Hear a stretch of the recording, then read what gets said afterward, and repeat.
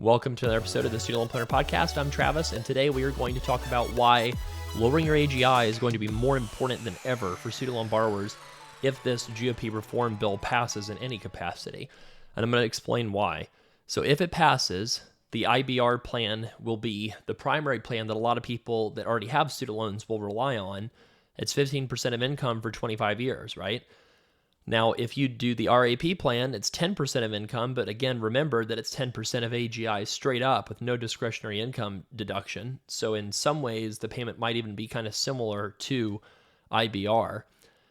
It would mean like a lower marginal rate, but the overall payment for a lot of people will be somewhat similar to the IBR plan, even though the percentages are different. Now, I wanted to talk about if somebody does get stuck on the old IBR plan for 5, 10, 15, 20, 25 years, what does it mean for your wealth growth plan, right? Now, I want to highlight how big of a problem this is for people making work decisions because this is really nuts. So the 22% tax bracket kicks in if you're single or married filing separate, roughly at 60-ish thousand of income, so really pretty low. And then about 120K if you're married filing joint. Now think about if you have student loans. Let's say you have a bunch of student loans, you're going on an income-based plan. Let's say it's the old IBR plan that you're on. So you would pay about 22 for federal. Let's say you're in a state with 5% income tax. That's about 27. Throw on an additional 7.65 for FICA, right? Social Security and Medicare. So that bumps you up to like 34, 35-ish. Now throw on IBR, you're at a 50% marginal tax bracket, only making like $65 or $70,000 a year. That is crazy. 50%, right? Now, let's look at a different scenario. Let's say that you were two medical professionals married to each other and earning a pretty good income. Let's say you're both earning, in the mid 200s or so. You might say, that's really awesome, but think about the impact on your tax bracket for a moment. You'd be in the 32% marginal tax bracket for federal. And then let's just say that the average rate that you're paying is maybe like 5-ish% for Social Security and Medicare because you've already hit the limit on the FICA tax for Social Security, but then you get additional Medicare tax that would kick in too. So let's say you're like 37-ish for federal and Social Security, throw on 5 for state, now you're in the low 40s, throw on 15% for IBR, you are now in like the mid to high 50 percentile range, like 55, 50 to 57% tax rate overall. If you're in California or New York or like New York City, now we're talking you being in the low 60 percentile range for your tax bracket. That is insane. That means every additional $1,000 you make, you are losing like 63% of it or something like that if you're in a New York City kind of a place. So in that situation, what happens is everything you do with your finances has to be examined or else you will blow yourself up all compared to where you could be in terms of your financial goals just because of how much taxes you'd be paying. And how, I'm considering IBR in this case to be a tax because it is, right? It's just an income tax that happens to have a loan that looks, it looks like a loan, but it's really an income tax if you have a high debt to income ratio, right? So what would you do to achieve your financial goals if you're losing, 50 to 60% of your income in taxes if this GOP bill passes? Now, obviously, the first priority for most people would be maximizing your pre-tax retirement accounts and your HSA accounts if you have those. That would be a wonderful way to grow wealth because you can do a lot of things with retirement if you absolutely had to. You could strategize with like strategic conversions for Roths at a time when you're in a lower tax bracket to see if you could access some of the principal early without penalties if you really tried to.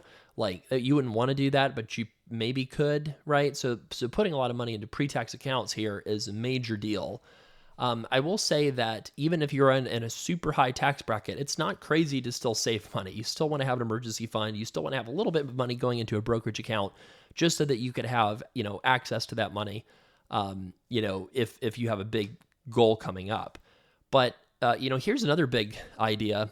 If this bill passes, the current GOP bill that's being debated, it would dramatically change the calculus on people being a business owner or being a W-2 employee. And I'll tell you why. When you're a business owner, a lot of stuff becomes deductible.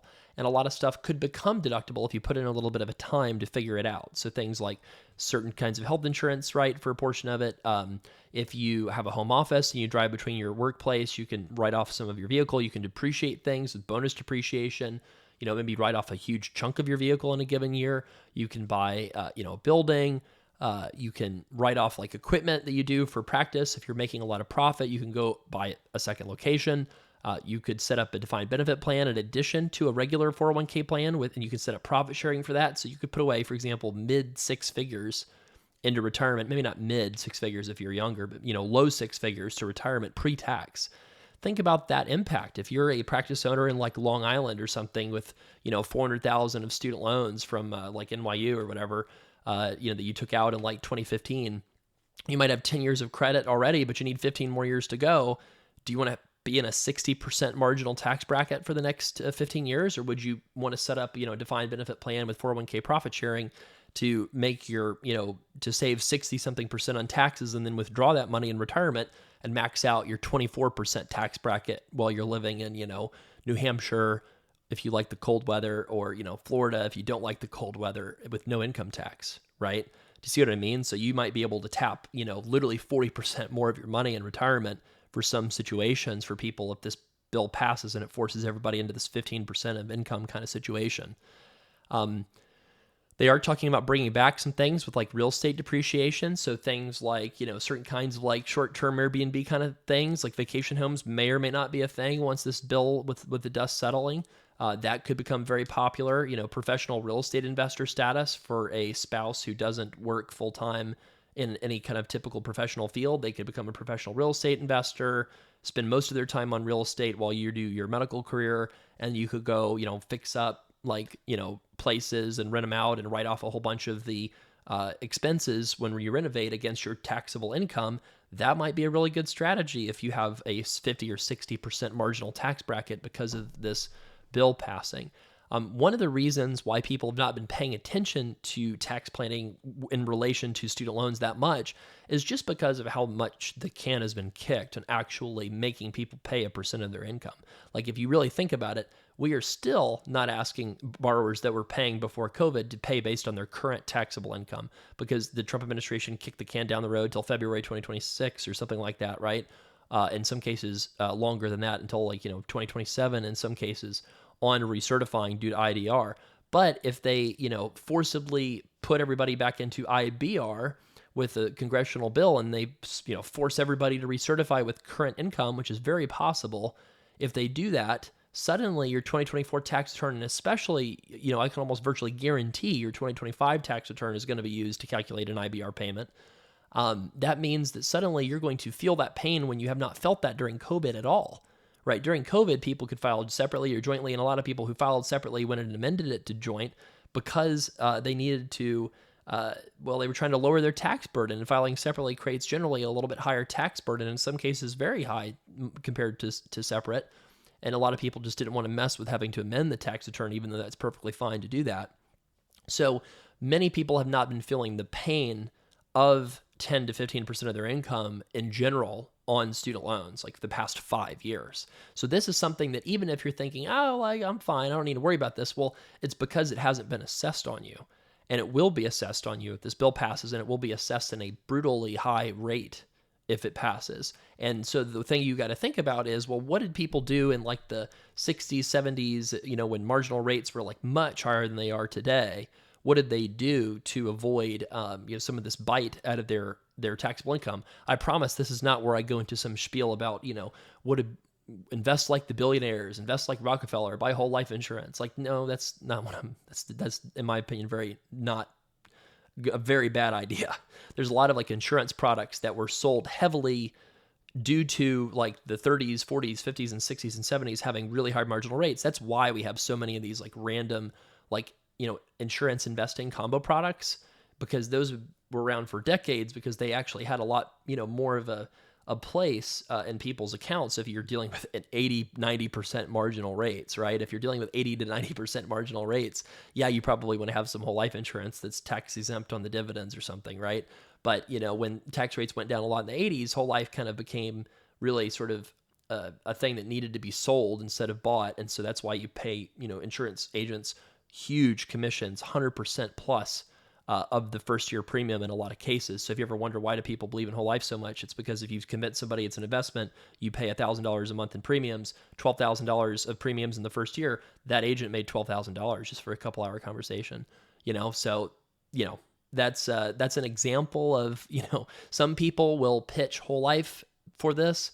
I would not do that. In my opinion, that's a bad idea. It's really a big money maker for the insurance company because the fees are so high.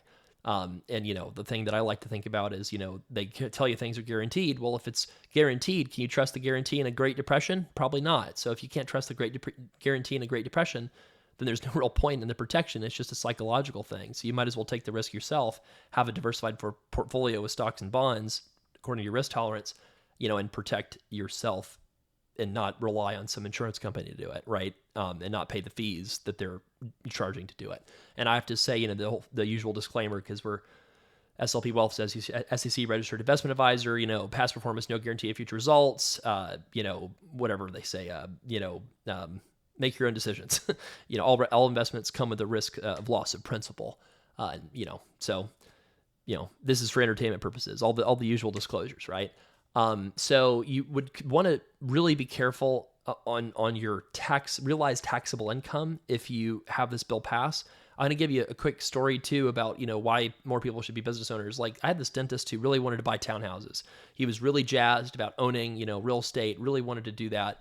That was just kind of his jam. And he wanted to just buy a bunch of townhouses in his community. And he had a practice that was earning like $450K in profit a year. And he was only working like 25 hours a week. It was kind of like the dream. It was one of those, 2-3 hours away from the nearest international airport kind of places, more out of the way, right? And he wanted to spend a lot of his time in real estate investing. And I asked him, I said, well, have you ever thought about opening a second location? And you're already having a lot of associates that work for you at this current location and it's working out fine. Like, have you ever thought about opening up another vacation and maybe splitting your time a little bit between the two locations instead of investing in the real estate for now? And he's like, I hadn't really thought about that. I was like, is there a place that you would set it up? And he's like, yeah, I can think of a few places that I would. And I said, well, what has a better chance of succeeding? You going and investing in a bunch of townhouses where your capital is competing with a bunch of like institutional and professional real estate investors' capital? Or if you go set up a, second dental practice in an area that really needs the services in a place where you are protected from competition by state law, right? The barrier to entry is massively higher and the competition is way lower, both in the capital that would invest in a dental practice in a place that needs it, but also in the ability to actually serve that area and provide the services and hire the team and to provide the skill set that's needed to maintain that area. So ROI for this person was much higher if they would just open a second location, and they can write a lot of that off, right? You buy the building, you depreciate the building according to the corporate real estate depreciation schedule. You see if you can create any kind of like additional depreciation opportunities while you're driving between your practices with your car. I mean, maybe you have additional income, so maybe you don't have a defined benefit plan. Maybe you set one up. You could do all kinds of stuff to drastically lower your taxable income while also dramatically accelerating your wealth growth. So my point in that is, a lot of people make all kinds of wrong decisions about business. I don't know a ton about business, but I know enough to be dangerous. I have obviously run multiple businesses through the SLP family of companies for several years. Have gotten those businesses to, like mid 7 figures revenue fairly consistently. And so I've learned a lot from that. And one of the things that I'll say is being a business owner is very difficult. It is very emotionally taxing. You have to be really careful about what your goals are, why you're doing it, what's the point of it. Are you getting into it because you want to make money? Are you getting into it because you want to have a good lifestyle? Are you getting it because you want flexibility? But I will say this, what I do and what a pizza owner does and what a clothing store owner in a college town does is way riskier than you starting your own business. They could pass this, GOP bill and cap borrowing or something, or, there could be a bad recession and, there's no guarantee that like a student loan consulting business lasts for 30 years or something. There's a very high probability that any medical practice does.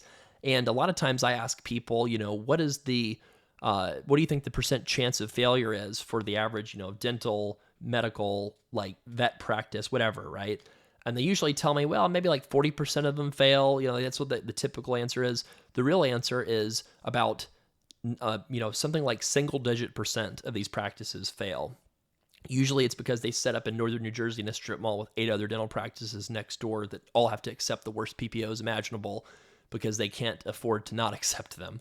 And then they go bankrupt because the cost of, the area is really high, the cost of labor is really high, and they're under tons of revenue pressure. So when practices fail, it's generally something like that. But the vast majority of them succeed and make their owners a lot wealthier because you're earning a much higher percent of collections than if you're just an employee. So I want to pitch you, listening to this, unless you're going for PSLF or unless you're absolutely in love with being an employee with a passion that's only been matched by Rose loving Jack in the Titanic or Jack loving Rose. I don't remember, whoever had the bigger romance or something, unless you're that in love with your job. I don't know, I'm being weird now, right? Dad jokes. Unless you're that in love with your job, you should at least consider 1099 work or business owner work if this bill passes, because the marginal rates will be so high. So something to think about. Another thing to think about too is wanting to create investments that are tax and IDR sensitive. So we have IDR sensitive portfolios that we've designed through SLP Wealth. What those are designed to do is put more of your growth stocks and more of your US stocks in your taxable brokerage account because the yields are lower. And then we put more of your international, more of your value stocks in retirement, where the tax deferred gains and not taxing the dividends is very valuable. And by doing that, the overall allocation in the portfolio can be controlled for what you're targeting. But what you do is you create a much better tax situation by, generating less taxable income in the place where it's taxed every year in the brokerage account and putting the tax inefficient assets, in the retirement accounts. And that actually saves, a non-negligible number of basis points. That's like, 0.01% is 1 basis point. So you could save, I think maybe something in the, like 0.1 to 0.9%, something below 1% for sure. I don't think that you would save that much by allocating that much. I don't think you'd save like 2% of the portfolio in taxes by like doing perfect allocation that way in your accounts, but you would save something significant.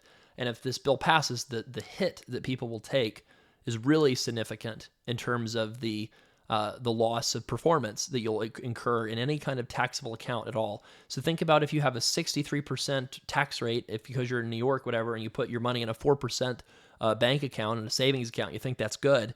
Well, if you're losing 2/3 of your income to taxes, you're only netting like 1.5% off the top of my head, I think, right? 1.5, is that something to get excited about? Well, what if you could put your money in a New York municipal money market fund that yielded 3, for example?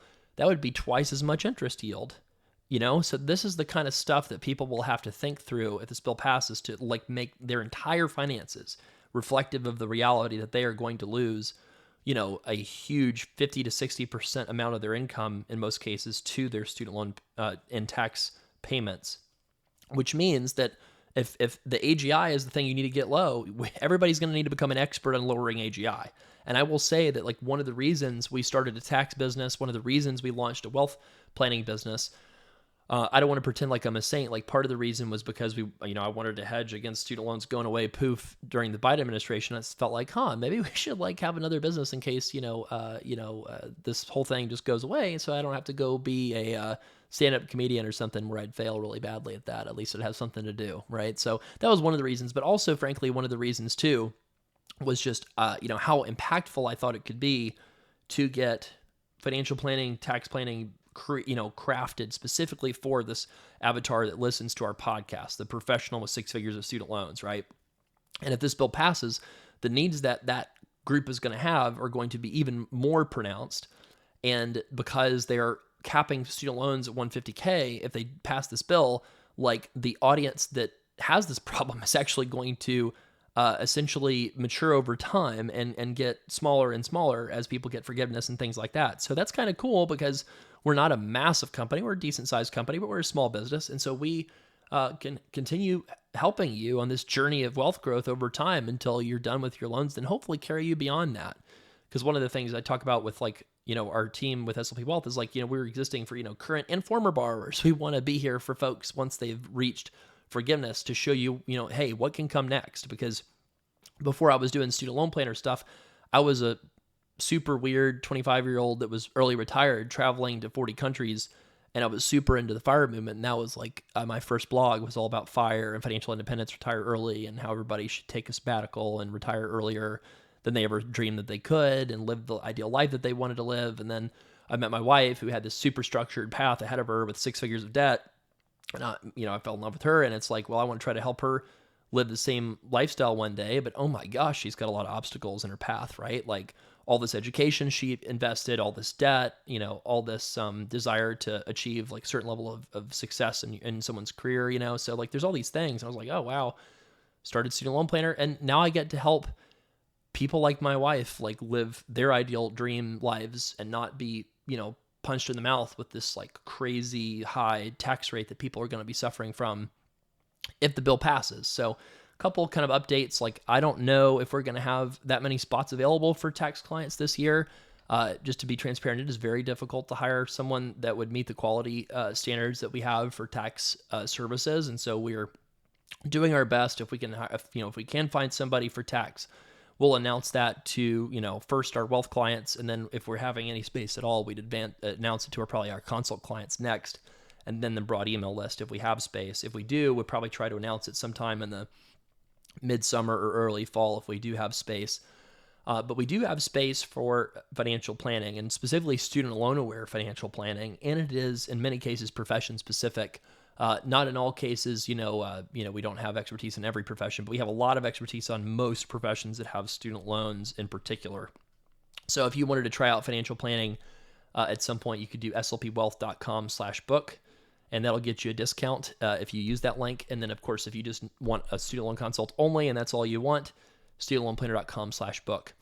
Hope you think about what this means. If this bill passes, how do you reduce your taxable income? You know that your 2025 tax returns are going to be scrutinized for calculating your IBR payment. So really look at your pre-tax retirement contributions and at least bump those up a lot if you possibly can.